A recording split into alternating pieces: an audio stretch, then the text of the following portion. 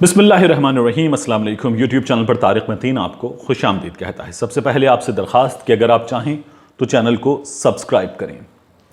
कहते हैं जब जहन्नुम में अल्लाह रब्बुल इज़्ज़त के हुक्म से गुनाहगारों को डाला जाएगा तो जहन्नुम पुकारेगा हल मिन मज़ीद।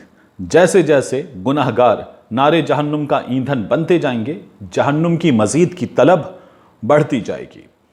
कुछ ऐसा ही हाल हमारे सियासतदानों का भी है और ये आज एक बार फिर साबित हुआ है।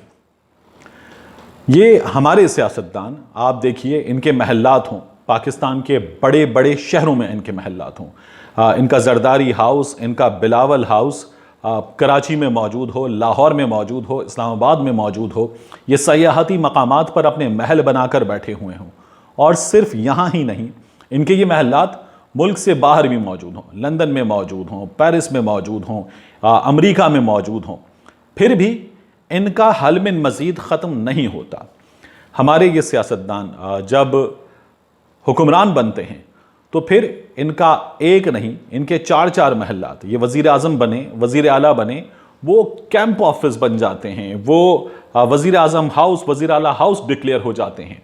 और इन अरबपतियों के, इन खरबपतियों के जो ज़ाती घर हैं, वो इस कर्ज ज़दा मुल्क के, इस मफलूकुल हाल अवाम के पैसे से चलते हैं और ये इंतहाई ढिठाई के साथ इस सिलसिले को जारी रखते हैं। ये मिसालें हमारे सामने मुसलसल रही हैं और ये जो मिसालें हैं, फिर ये एहसान भी होता है कि ये कौमी ख़जाने से तनख्वाह नहीं लेते।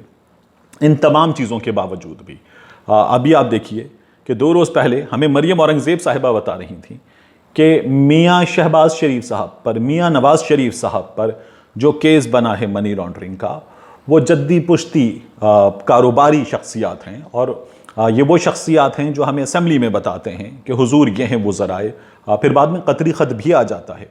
आप आसिफ अली ज़रदारी साहब की बात कीजिए तो ये वो शख्सियात हैं कि जिनके सभी बड़े शहरों में, छोटे बड़े शहरों में इनके महल्लात मौजूद हैं, इनकी ज़मीनें एकड़ों में नहीं किलोमीटर्स में मौजूद हैं। इनकी भैंसें अगर दूध देती हैं तो वो दूध इतना होता है कि उनसे कुनबे पलें, उनसे गांव के गांव पल जाएं, वो इतनी रकम होती है। गरीब की भैंस दूध देती है तो उससे गरीब का अपना कुनबा जो है वो भी नहीं पल पाता। लेकिन इन तमाम चीज़ों के बावजूद ये तमाम अफराद आप देखिए इतनी अजीब और छोटी चोरी में मुलव्वस पाए जाते हैं, और एक बार नहीं बार बार पाए जाते हैं, कि जिस पर कोई भी चोर खुद भी शर्मिंदा हो। तोशाखाना रेफरेंस केस में आज साबिक वज़ीर आज़म मियाँ नवाज़ शरीफ साहब के वारंट गिरफ्तारी हो गए हैं। मियाँ नवाज़ शरीफ साहब को अदालत ने तलब किया था और वो चूंकि लंदन में मौजूद हैं, वहाँ उनका इलाज जारी है, तो वो पेश नहीं हो सकते थे। आसिफ अली ज़रदारी साहब को भी तलब किया गया था। आसिफ अली ज़रदारी साहब जो हैं, उन्होंने हाज़िरी से इस्तिस्ना की दरख्वास्त की और एक बार हाज़िरी से इस्तिस्ना की दरख्वास्त उनकी पूरी हो गई। आसिफ अली ज़रदारी साहब आज पेश नहीं हुए, अगली समात पर उनको हुक्म दिया गया कि वो पेश हों। और ये केस है क्या? ये केस जो है, ये आप किसी भी करोड़पति को भी अगर इसमें मुलव्वस करें या उस पर ये केस हो तो वो शर्मिंदा होगा।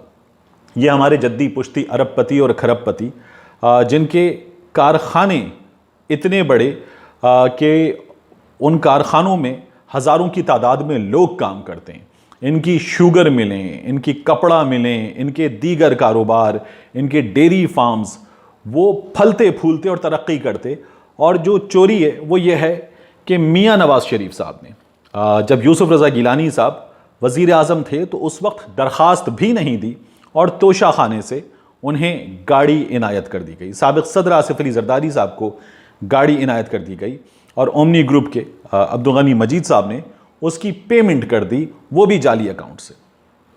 ये केस जो है, ये केस अपने आप में एक ऐसा केस है कि अगर ये किसी भी मैं आपसे अर्ज़ कर चुका हूँ, किसी भी करोड़पति पर भी डाला जाए तो वो भी शर्मिंदा हो।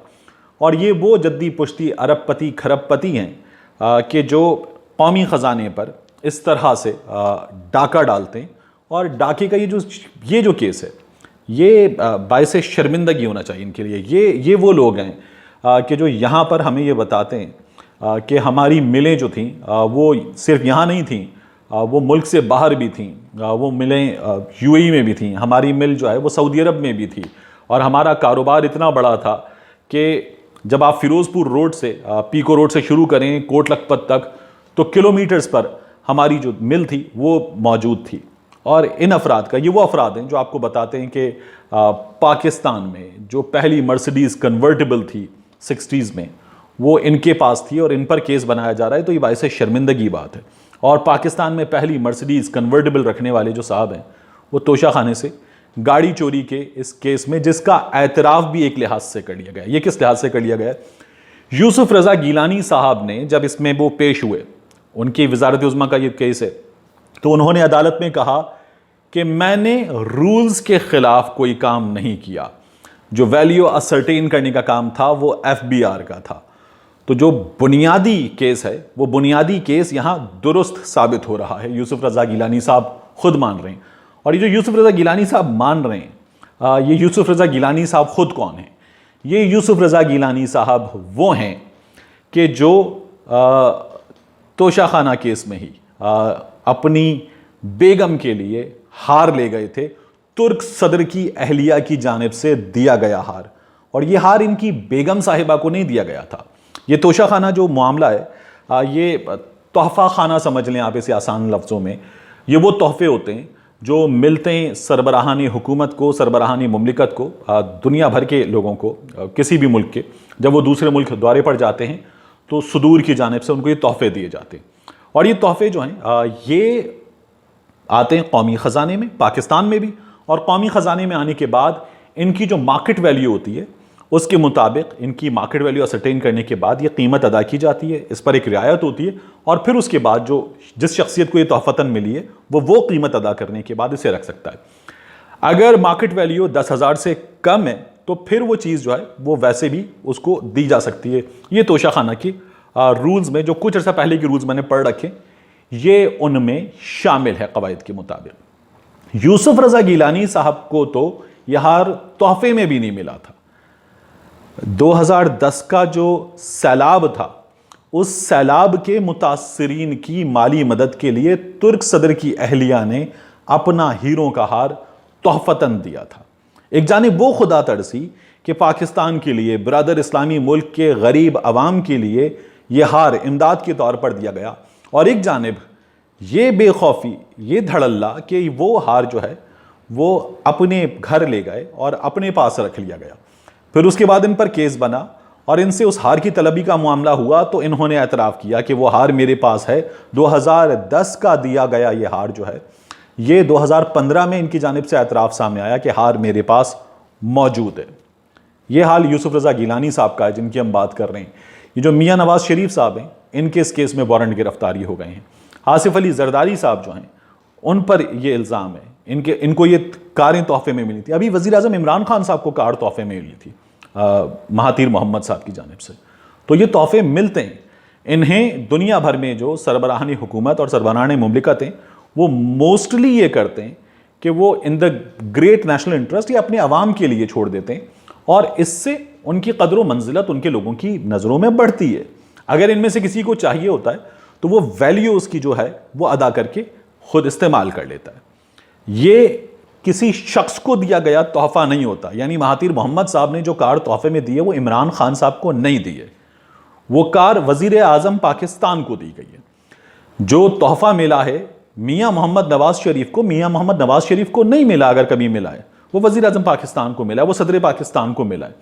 और ये वो तोहफे अपनी जेबों में रख लेते हैं, और फिर उसके बाद लोगों के सामने आज मियाँ नवाज शरीफ जो हैं, उनका ये हाल हुआ है। ये जो मियाँ नवाज शरीफ साहब हैं, आप देखिए कि जब ये वज़ारत उज़्मा का मनसब छोड़कर निकले थे जीटी रोड पर और लाहौर तक आए थे, तो उस मौके पर लाला मूसा के नज़दीक एक बच्चा भी इनके काफ़िले की गाड़ी से जान से गया था। तो ये जिन गाड़ियों पर सवार थे, वो गाड़ियाँ कौमी ख़जाने की, वज़ीर आज़म हाउस की गाड़ियाँ थीं, और उन गाड़ियों पर यह था कि चलिए साबिक़ वज़ीर आज़म के तौर पर जो इनके प्रिविलेजेस हैं, ये उनके तहत उन गाड़ियों को इस्तेमाल कर रहे हैं। बाद में मरियम नवाज शरीफ साहिबा से वज़ीर आज़म हाउस की गाड़ी बरामद हुई थी, और फिर उस मौके पर सैफुर रहमान साहब जो हैं, जो कतर में बैठे हुए हैं, उनके कब्ज़े से, उनके एक पते से 18 के करीब कीमती गाड़ियाँ वज़ीर आज़म हाउस की जो हैं वो बरामद हुई थी। और अब ये तोशाखाना केस में हमारे सामने आ रहा है कि न सिर्फ ये कि गाड़ियाँ ले ली गई, हथिया ली गई मार्केट से बहुत कम कीमत पर, और कीमत भी जाली अकाउंट से अब्दुल गनी मजीद की जानिब से की गई, और वो उसके लिए दरख्वास्त भी मियाँ नवाज शरीफ की जानिब से नहीं दी गई थी। और ये वो लोग हैं कि जिनके बारे में हमें बताया जाता है ये अरबपति हैं, ये खरबपति हैं, और ये जो है वो कौमी ख़जाने से तनख्वाह ना लेने वाले लोग हैं, लेकिन ये मौका ना छोड़ने वाले लोग हैं। और ये एक बार नहीं, ये बार बार हमारे सामने साबित हुआ है।